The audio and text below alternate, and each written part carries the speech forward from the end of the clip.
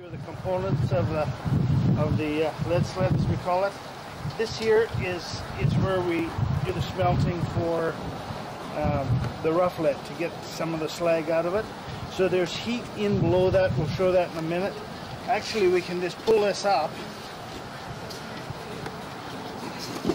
There's some lead here that we just didn't quite finish melting. So if you look in here, what's here is a steel pail painted with barbecue paint, and then the tiger torch comes up through the bottom and brings heat up to the bottom of a stainless steel pot. So that's setting flush into our sled. So we get the slag off of that, and this setup here is simply for holding the heat up against the bottom of it. We have a shield outside of there to keep the heat from going outside of the area, just for personal protection, and as a windshield.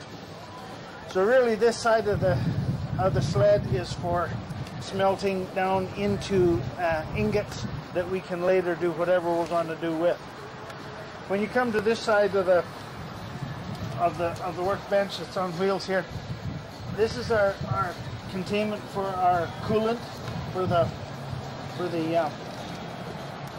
shot maker. So starting down here, you'll see the temperature gauge that we have inserted in the pump. It's below the fluid coolant. What you can't see inside of the container is there's a heating element that we'll talk to about later, and there's a pump that circulates our coolant. We run usually about 25 or 30 gallons of coolant in there. So once we get the coolant at a temperature, it stays pretty consistent.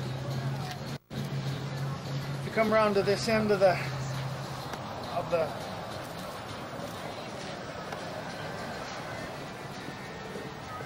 bench, if you look down here, we spoke about a heating element.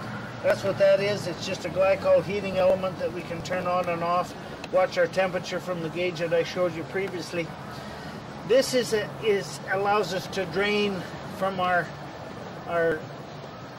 container up here. It allows us to drain back into the reservoir once we're finished. Normally that would be on the off position.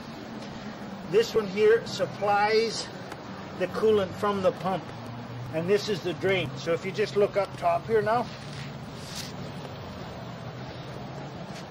we have a screen made so that it will catch the shot. Here is the supply line that I talked to, and we'll turn the pump on in a second. It comes in here. We just put a bend in this so that it didn't get any of the shot down into the coolant. And this is, we inserted this here so that we could actually adjust it. All it is a plumbing setup for the bottom of a sink.